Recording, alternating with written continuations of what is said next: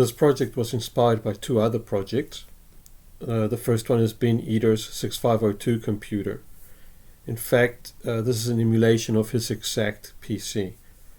Not only that, but the binary of BASIC that my emulator will run is the binary compiled by Ben Eater for his computer. This is a non-trivial process, but it's easy enough to follow if you follow along with Ben Eater's tutorial series. The second project is a NES emulator by JavaScript 9. JavaScript 9 gives a really good explanation on hardware emulation and on emulating the 6502 processor itself. So it's also a non-trivial process, and this is also a must-watch. Here is my emulator. To load a compiled binary into ROM, you just drag and drop the binary file into the page. The JavaScript recognizes the bin or out extension and loads it into ROM.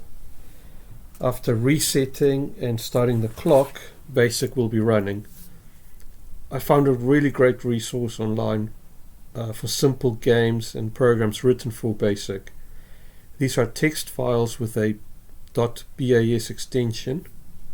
Again, you can drag and drop the file into the page, and JavaScript recognizes the extension and dumps the file into the keyboard buffer. So it emulates you typing it in. Then you can run the program as normal. The emulator itself is written in JavaScript.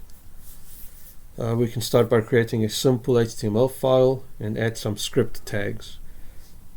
Then we paste in the code that will open a file and dump its contents into the console. And here's an example of that working.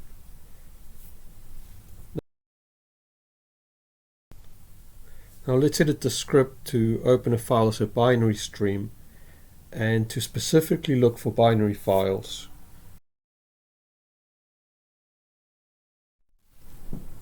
In my emulator, I use a single array called mem to implement both ROM and RAM. Also, with address guarding, we can use it to select different hardware components. Later on, when we need to implement the keyboard buffer and display buffer. The initialize hardware function initializes the memory to some known value, just initializing it to 0 in this case.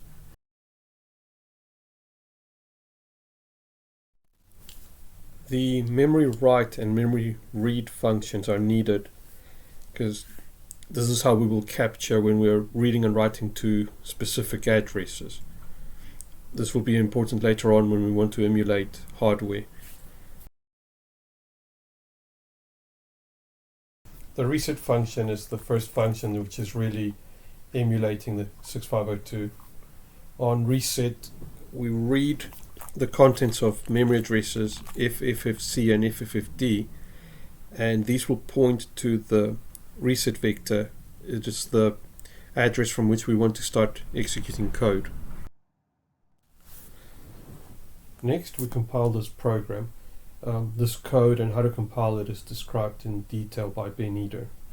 But basically, we're telling the compiler that we want the code to live at address 8000 hex, as this is the start of ROM in the Eater PC. The program then configures an output port by writing FF to address 6002. And then it outputs a rotating pattern to address 6000. So we compile the program and drag and drop it into the page. It gets loaded into ROM, and if we call the reset function, you can see that the program counter is loaded with a value. Let's just change that to hex so that we can see what that value actually is.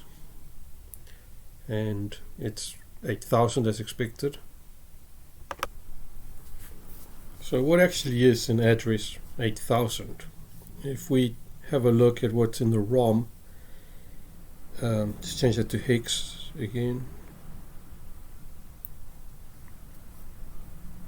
If we have a look at what's in the ROM, you can see that's A9. if you look up the data sheet for the 6502 instructions, you will see A9 is load A with an immediate value. So it's a 2-byte instruction. A9 is load A, and the next byte in the memory is the value that you actually want to load into A. So if we look at 8001, you'll see it's FF. Then we go to 8002, it's 8D. That is store A at an absolute address, so that's 3 bytes.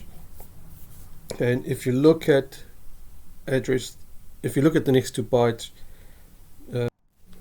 there's a 2, which is the low byte of the address, and at 8004 is a 60, which is the high byte of the address. So the address is 6002, as we've written in the code. So it looks like the program has compiled correctly and loaded correctly into our ROM. So I'm going to add some buttons just so that it's easier to reset and step through the code without having to write the function names into the command prompt.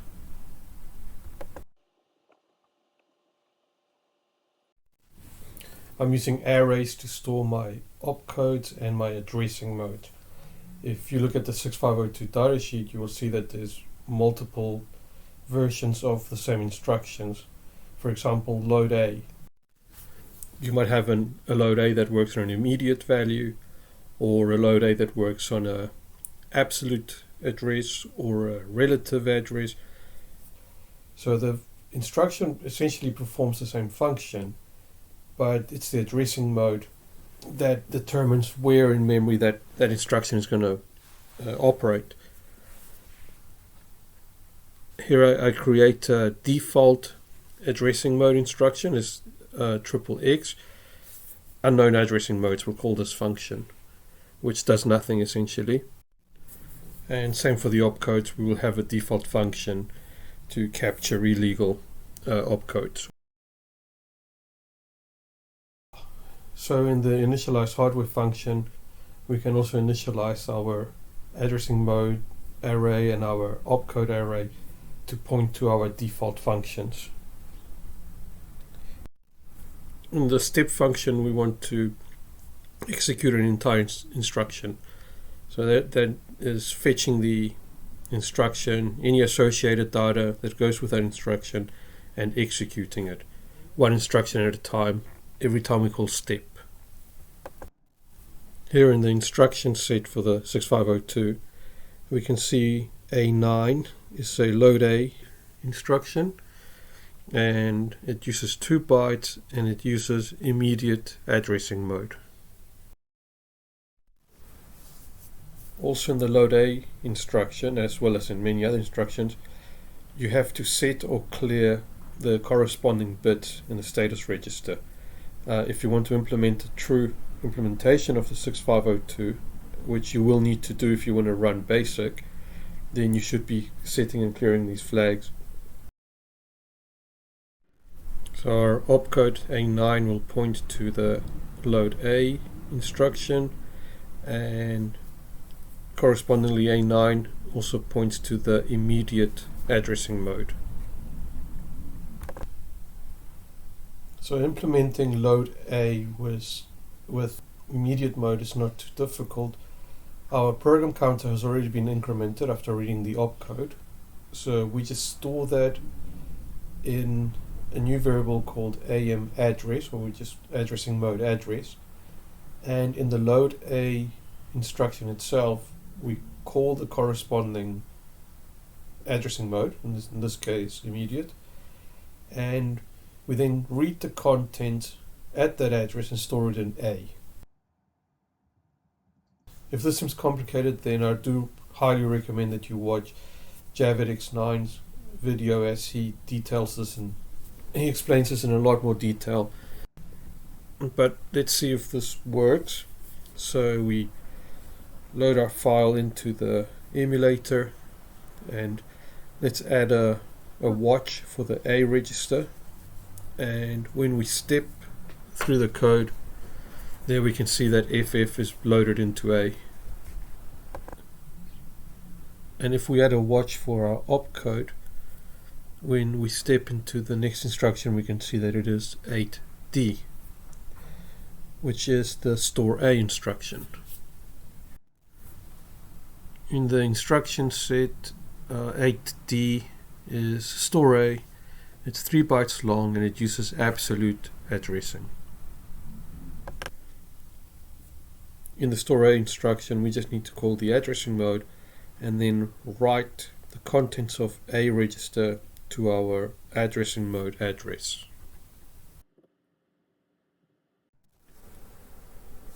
Just as with the previous instruction, we have to point this opcode to its relevant functions.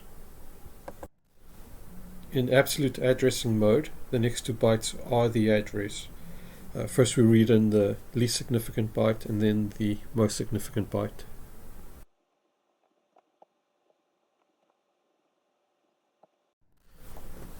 Okay, so now the store A instruction should also be working. Let's add 2 more watches. We'll watch the address 6000 and address 6002. And we can see as we step through the code, FF is loaded into A, which is then stored in address 6002. Then we load 55 into A, and that gets stored in address 6000. Next is instruction 6A, which is rotate right, and it is working on the A register. So the carry bit gets shifted into bit 7 of the A register, and bit 0 of the A register gets shifted back into the carry bit. We'll be using a flag which is set by the addressing mode, and then lets me know that we're working on the A register, and it is cleared immediately afterwards.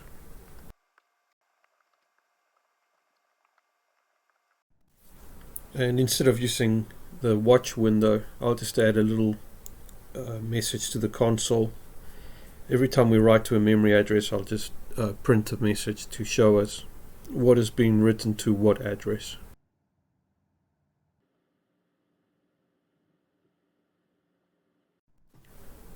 As we step through the code again, we can see that the A register is being rotated. And here's a bug. I used flags instead of status.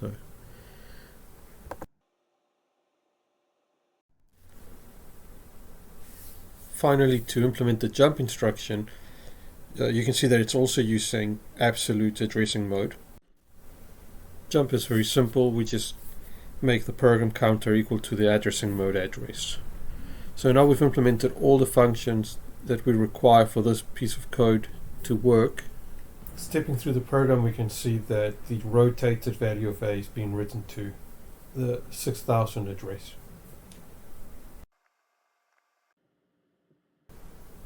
Let's use JavaScript to create some virtual LEDs that we can use to demonstrate this code running. The most important thing about this is if we can capture when a specific address is being written to or read from, we can use that to emulate other hardware on the computer. So in this case, we're going to emulate some LEDs, but we could be reading from a keyboard buffer, or we could be writing to a terminal, to a display. So this becomes very important when writing our BIOS later on. Finally, here's the code for the hardware emulation. So when writing to address 5000, which is the same address as used on the ETA PC, that is characters that are going to end up on the display. So this gets written to a screen. I think I used the text area for that. Similarly, when reading from address 5001, this lets us know if there are characters waiting in the keyboard buffer. And if you do read from address 5002, you get back the character that is being pointed to by the out index. Here's the event listener to capture key presses and store it in the keyboard buffer.